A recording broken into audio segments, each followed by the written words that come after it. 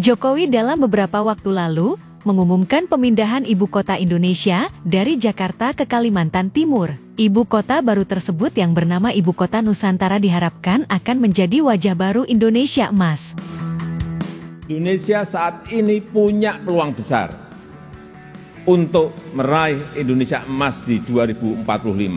Meraih posisi jadi 5 besar kekuatan ekonomi dunia. Kita punya kesempatan. Kapal Otelo memiliki panjang 334 meter dan bisa mengangkut 8.500 peti kemas ukuran standar atau TEUs. Kehadiran kapal ini membuat barang ekspor dari seluruh wilayah Indonesia bisa dibawa ke kapal pengumpan domestik ke Tanjung Priok. Dari pelabuhan di Jakarta Utara ini, barang bisa didistribusikan langsung ke pasar Amerika Serikat atau negara lain. Logistik barang ekspor dari Indonesia pun bisa lebih murah karena tidak perlu singgah ke pelabuhan transshipment lain seperti Singapura. Dan tidak hanya peluangnya saja, tetapi strategi meraihnya sudah ada, sudah dirumuskan. Tinggal apakah kita mau memfokuskan energi kita untuk bergerak maju atau justru membuang energi kita untuk hal-hal yang tidak produktif. Manfaat mega proyek Jokowi ini bukan hanya akan memberikan manfaat bagi Kalimantan dan Indonesia, tetapi juga akan memberikan manfaat kepada negara tetangga Malaysia. Sabah dan Sarawak berpotensi menjadi kuasa ekonomi serantau sekiranya pentadbiran kedua negeri itu dipacu dengan tepat. Sabah and Sarawak will become, kita ni akan menjadi satu region. Kalau kita pandai canai dia, kita akan menjadi pusat ekonomi di rantau ini selepas ini. Istana Negara merupakan bangunan megah yang berfungsi sebagai kediaman rasmi Presiden Indonesia. Ia terletak di kawasan teras Kerajaan Pusat IKN di daerah Penajam Pasir Utara. Istana Garuda pula terletak di belakang Istana Negara dan bangunan itu berfungsi sebagai pejabat Presiden. Kenapa saya sebut begitu? Sebab apabila Jakarta beralih ke Kalimantan, Nusantara, limpahan ekonominya akan datang Sabah dan juga Sarawak. Dan ini kita kena bersedia. Nah, ini yang saya lihat ini. Presiden Indonesia Joko Widodo telah menamakan bangunan pejabat Presiden di Ibu Kota Nusantara IKN, Penajam Pasir Utara PPU sebagai Istana Garuda. Manakala Istana Presiden di IKN akan dikenali sebagai Istana Negara.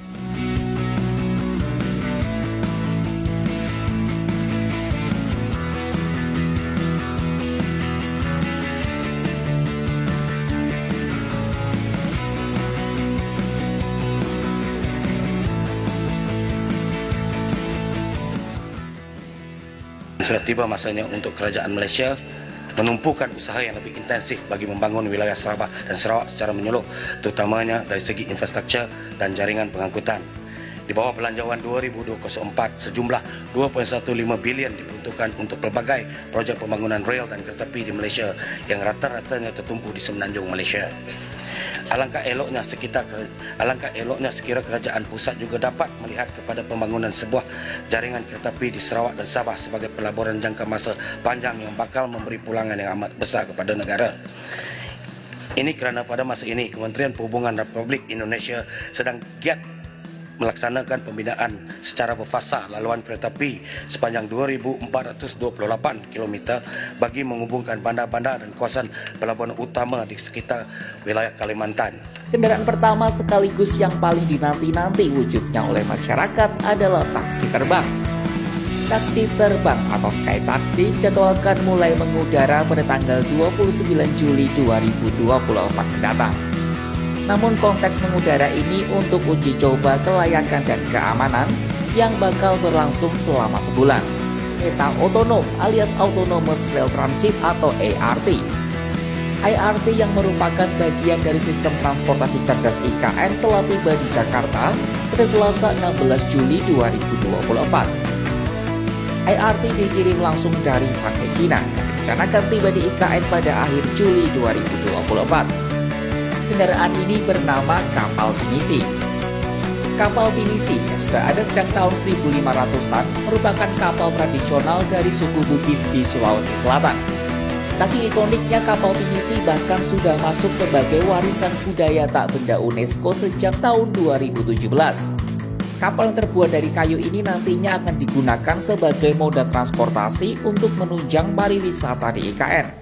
Rapat-rapat di sini Pak Presiden, tetapi saya enggak ajak karena masih banyak yang bekerja. Semuanya yang bekerja enggak akan. Masih ada pembersihan, masih ada finishing, semuanya masih dalam progres yang baik.